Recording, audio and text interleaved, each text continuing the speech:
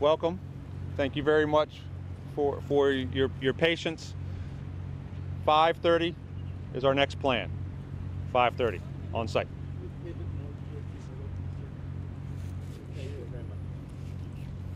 your shot right. 5:30 is the next plan. Behind me, as you can see, County Executive Mark Elrich, City of Gaithersburg Police Chief Mark Soroka, Montgomery County Assistant Chief Nick Augustine. Going to only provide information that is updates and different than yours today. After we get through the information update, if there's questions or want information on the events yours today, we'll provide that. This building is constructed in 1967. I'll provide these facts because it will come into play as we talk about our steps going forward. It is concrete, pre-stressed floor material, what you would see inside of a parking garage. These are large, heavy concrete slabs that have now created the pancake and V collapse structures inside this building.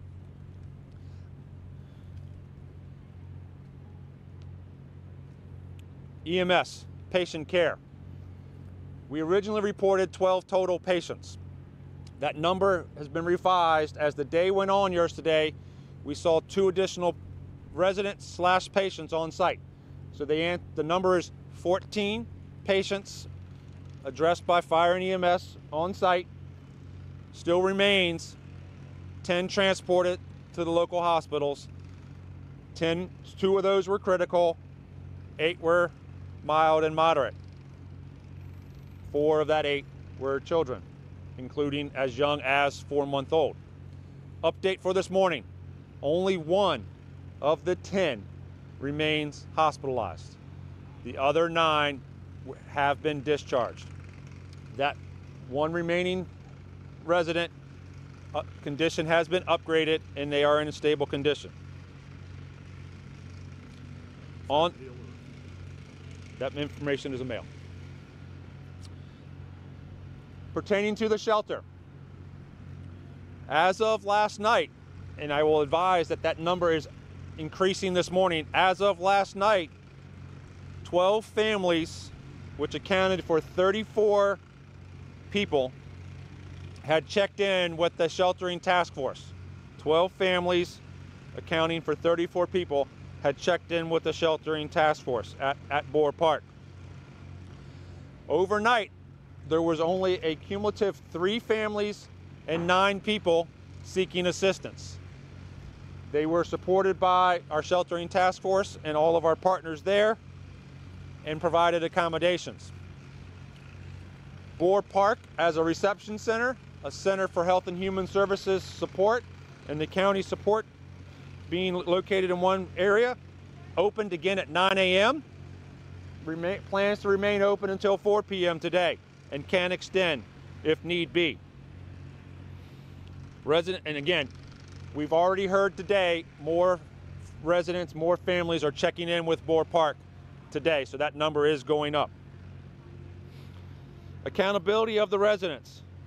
There are no changes from yesterday, but I want to repeat the information from yesterday.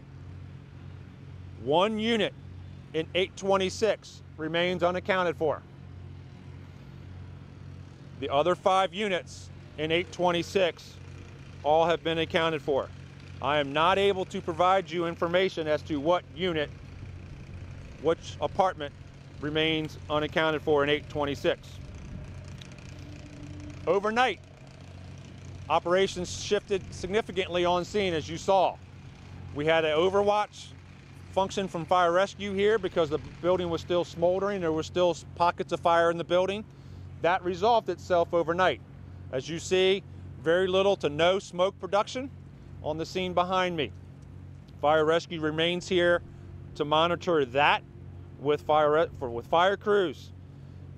Also overnight, the crane was set up, the heavy equipment was brought in, the fence was installed, lighting was installed, and overnight security remains. Plans for today. I talked about the construction of this building. That plays significantly into the stability issues of this building. We are focusing our operations on mechanical equipment-based removal. We have taken down several pillars on the back of the building that were freestanding masonry that was very unstable. And we are now beginning the process of picking off items from the top levels and removing that removing that debris by equipment. We do not plan to put interior shoring or personnel inside the building based upon this building stability. Again, this will be a multi-day event. Repeating what I said last night about canines, live fine canines and human remains dogs worked in limited areas yesterday with no alerts, no indications yesterday. Those dogs are back today. They are working areas that safety permits them to work in, and I have no updates yet today on the canine activities. On the investigation, this remains a joint operation with Montgomery County Fire Rescue, Montgomery County Police, Gaithersburg City Police, and specialists from our federal partners. Many investigative processes are underway. There's no additional information or facts that I have or our team has with us here that we can provide at this time. Transition now to County Executive Elrich for his information. What I can tell you about the residents is that we have, as we did in the previous explosions, our nonprofits have stepped up and they're working to provide housing for all the residents. I don't have an up-to-date number on how many people have been housed so far, but we know between the shelter and people getting assistance, we will continue to take care of the residents who are in the building. MHP, Montgomery Housing Partnership, is carrying out a similar effort to raise money because people, clearly lost everything. And so we're going to need to help them put their lives back together. So MHP is working to do that. And, we'll continue to provide support to the residents. I believe there's going to be a community meeting just so people can understand what we know and calm concerns that people might have about what happened here. For what I know, nobody's determined cause at this point. So we will get to that as they unravel the building. That's the major stuff that I have on this. I think the technical things all come from the fire department. We feel pretty good about what we feel we're doing for the residents who are in there. And we will continue that effort. We're not going to leave anybody uncared for. Okay. Let me hit 2 points. Questions for the executive? Yeah. Go ahead. Boss. Yeah. It's scary because we've had multiple, and we don't know the cause on this one yet, but we've had a number of gas explosions. How concerned are you about that? Is there anything you can do to try and ensure that the gas that is going into people's homes and so forth is safe? Well, so I can only answer about the two that we know. So the one is a failure of a regulator. That's been taken care of by state legislation. How fast Washington Gas implements it, I know, has been a bone of contention for some people. But the regulator issue that caused the original explosion off of near Flower Avenue, that's one issue. The second issue was a work person who cut a gas pipe.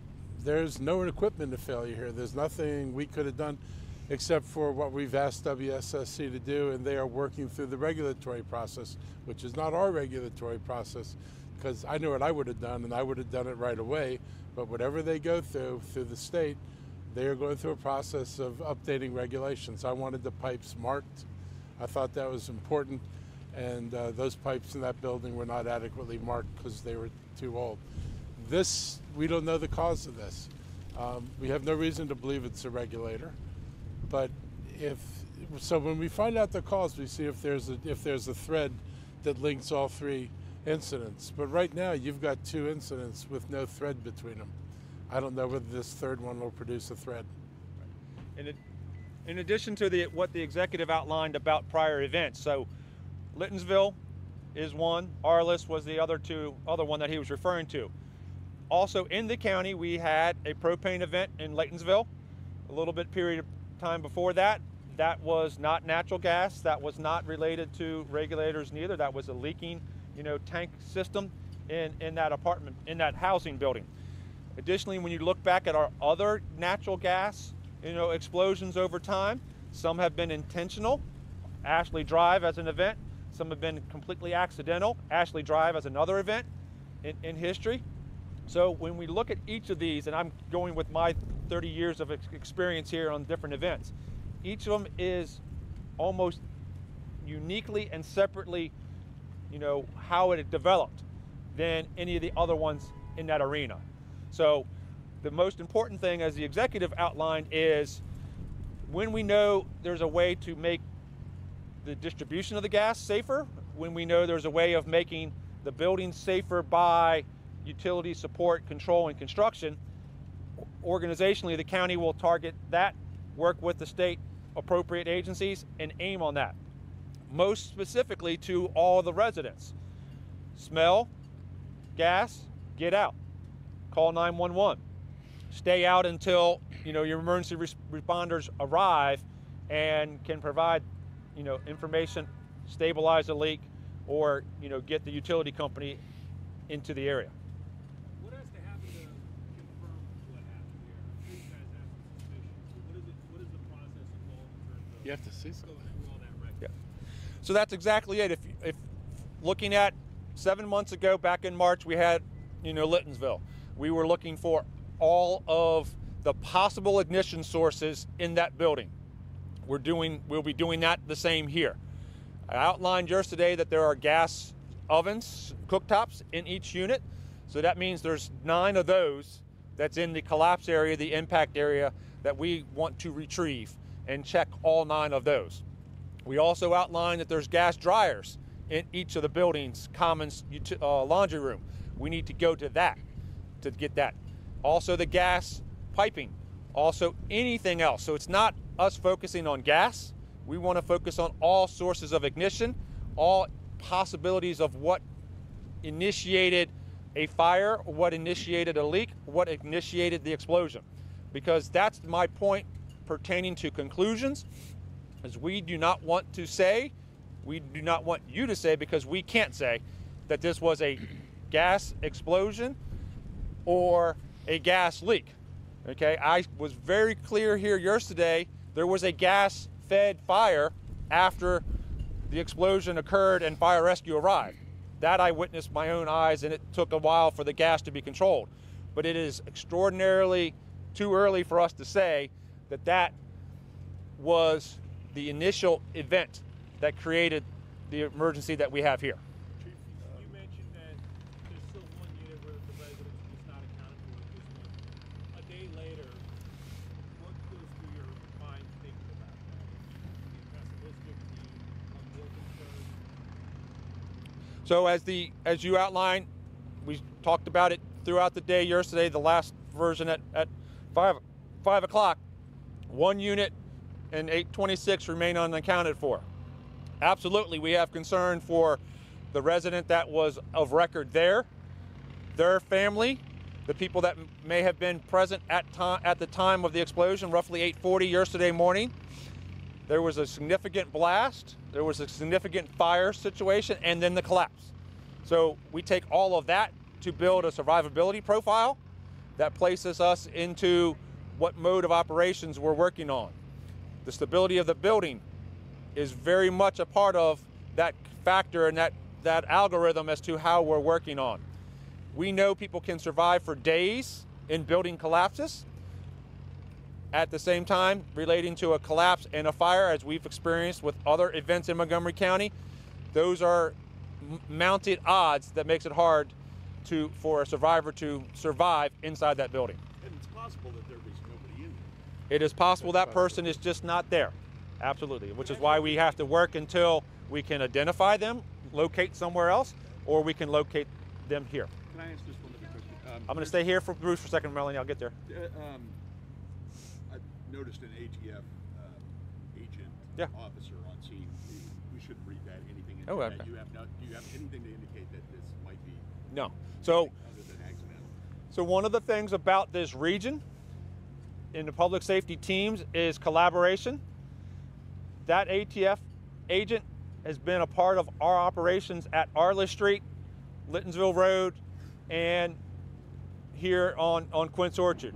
We are partners with the Baltimore Task Force from Alcohol, Tobacco, and Firearms, and our personnel from Montgomery Fire have been at events in Baltimore City, supporting Baltimore City and the ATF in events. That's subject matter experts coming from the federal partners here to help us. Should lead nobody to presume something about investigations. Melanie? So you mentioned that this building was built in 1967. Yes, ma'am. They certainly fall within the range where Washington Gas said they could likely have mercury service regulators. Correct. As early as June, they told the Public Service Commission there's 7,000 buildings in their service area in Maryland where they still have those mercury service regulators that have not been replaced. Do you know if this building had those regulators? So I have looked at a comparable building here. I did not get that detail when I looked at that. I will have that information back for us at 5:30 to be able to answer that definitively, okay? Chief, the person who's missing from the one unit, unaccounted for, have you had any luck getting in contact with next of kin? And if so, have they said we can't get in touch with this person either? That information is still being worked on. Can you say, have you been able to get in touch with immediate loved ones? Kevin, that information is still being worked on, okay? And as for this blast compared to what we saw earlier in the year, Silver Spring and 2016, also Silver Spring, is there any way to quantify why I think it was 7 that died in 2016, and at this point, to your best knowledge, no one died here despite both being violent blasts in an apartment or condo building? My first answer is time of day. Arliss Street was right about after midnight, almost about 1 o'clock in the morning, give or take. Absolutely, any multifamily residential is going to be high density at that time of day. Had Littonsville been 6 months earlier during the pandemic, Littonsville, while it was 10:30 in the morning, Littonsville would have been a higher loss of life possibility because of more people at home, more people in homeschooling at Littonsville. So time of day in multifamily or single family, but any residential building, time of day impacts your occupancy issues. 8:40 in the morning, we had just gotten through the school, initiation of the elementary schools here. Most folks had already gone on to their day of work, as some of your reporting shows and some of your interviews have identified. So that is a great factor towards a lower people being impacted directly by the explosion, people being in the building at the time the explosion occurred. So let me hit 2 points based upon some of the questions that were asked, and then I'll continue back to your all's communications. Montgomery County Health and Human Services, in conjunction with Montgomery County Public Schools, is working today and will be in the future working with Brown Station Elementary, its administration and its students in supporting their needs, because they were witnesses to, they were impacted by the operations on the scene yesterday and will be impacted by the operations throughout the days. One of the plan by the collaboration of the city police and their agencies on the scene is to support Quince Orchard Boulevard's operation to enable the school to have a regular operational period of time for drop off and pickup, and then during the school day shut down Quince Orchard Boulevard to the point we can to allow our operations better access. But again, that road, our goal is to have the road open during drop off and pickup time for the parents, and then reduce the road, limited closures during the periods of school time. And then as the executive outlined, the community meeting is information being planned and developed. More will be available on that at 5 o'clock. Just a few quick questions. Would it be accurate to say There is a unit unaccounted for. But There. the word missing active. Can I? If you're unaccounted for. In the first explosion, we had people who were missing photos that put out others in the building. Nick? Good morning. I think it's too early in the investigation now to be at that point, as our detectives here are working to get additional information about who is accounted for and who is not. We can then look further and go deeper into our investigation, trying to locate them first. They could be on vacation, they could be at work, they could be in many other places, but we want to make sure that we do our best in the investigative strategies we have to try to locate them first before putting it out on who it is, or once we identify who it is, to get that information out there. So our detectives are working in collaboration with the fire rescue to try to get more information and try to locate unaccounted person. And you're saying you haven't identified? No, we have not. No. One person still, or multiple? We do not know. And then, Let me answer one more second on that, Darcy, because I wanted to highlight one of the points we made yesterday. One of the investigative factors related to that is these are condos. The only thing property management knows is one name of owner on record. When we deal with apartment buildings, apartment management knows how many people are on the lease of record inside that unit. While that may be underreported in some places, but you know, 2 adults, mother, husband and wife, and 3 kids, you have a much different data set in an apartment. Being condos, we are working with a point of one, reference of owner, and then have to go there. And there's many sublets present in this type of configuration, which is why we cannot say how many are in that unit. And Washington Gas put out a statement yesterday afternoon saying that they didn't detect any leaks. And also, Melanie asked about the regulators. So you don't have an answer on that at this point as far as whether these regulators had been replaced, it sounds like. But what about Washington Gas putting out a statement saying that there were no leaks detected? Okay, so the regulator part, yes, we talked about. We'll have information back at 5:30 for that. Washington Gas's statement identifies what they detected and what they have information on. We talked yesterday that prior to yesterday's explosion, there were no 911 calls for leaks here. We provided information yesterday that our research back only got us September 22nd as a prior gas leak call to 911 in 826. Outlined yesterday that was in apartment T1, and that was related to a stove. Okay, so that was information at 5:30. Excuse me, 5 o'clock. As outlined yesterday, and I wanted to provide this point of clarity. As outlined yesterday, we did all the 700 and 800 apartments on the even side of the street. Walked those with fire rescue personnel with gas meters. And we checked all of the common spaces in all of those 800 even units this side of the street, and there was no active concerns or leaks detected by fire rescue personnel yesterday, which is why we did that. We wanted to communicate that to the residents, that there was comfort in returning to their buildings last night here in this complex, and if they had a concern when they got to the building, call 911, stay outside, and we will come to assist them.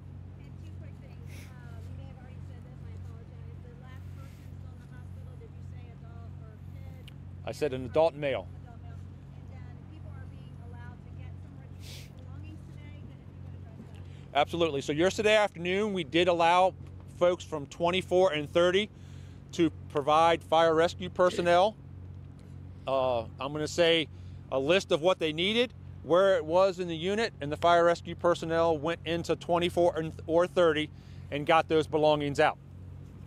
We have plans today to work that for parts of 28 that are structurally safe, and we are discussing and looking at, based upon, what we're doing with the equipment, what impacts may change to the stability of 24, how we can get the folks for 24 or 30 to obtain more belongings as a longer period of time than what we were able to yesterday. So 24 and 30, yes. 28 plans are being developed, and we hope to get people the ability to get critical items out of 24 so that they can support their long-term, relocation. What is the stability of 824 connecting to that? Are people going to be able to move back in there, or is that going to be a loss?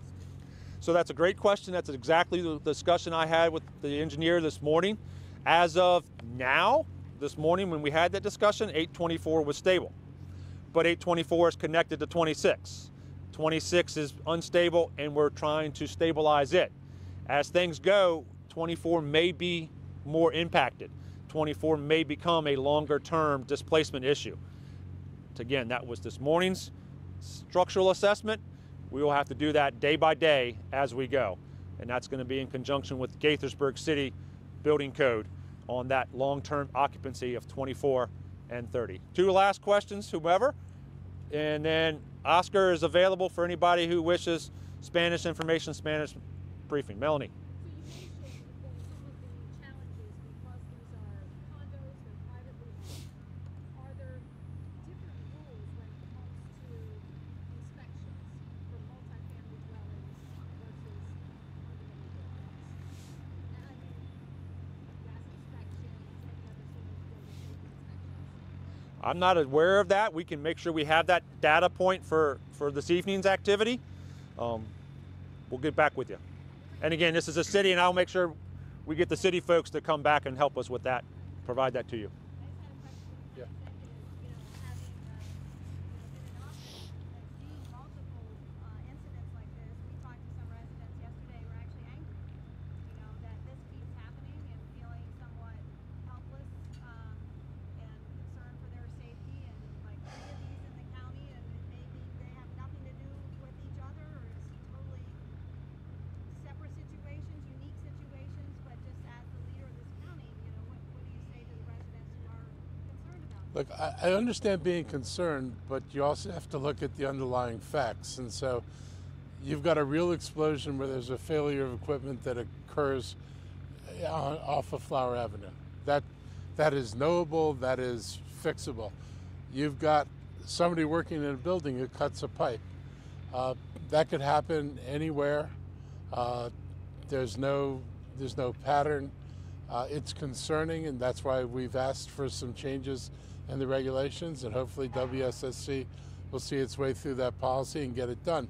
And when we know what happened here, then we can determine what else we might need to do. And if there's another thing that comes out of it that's either in our ability to regulate or the state's ability to regulate, we will ask them to do that. But it's, 3 is too many, but it's also not a widespread problem, particularly when you account that these could be totally 3 different causes, absolutely unrelated, and at least one of the 2 has nothing to do with equipment failure.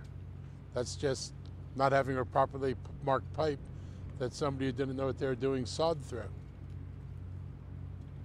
Chief, if there's a hole in the ground on the opposite side of the building, and there was like a private utility company, they had boxes that took welding on it. Is that work being done prior to the explosion? Are you guys looking if there's any connection to that blast? Absolutely. So there was work being done to the rear of the 26 building. That was about, like I said, 20 feet off of the curb, and then about 20 feet from the curb to the building itself.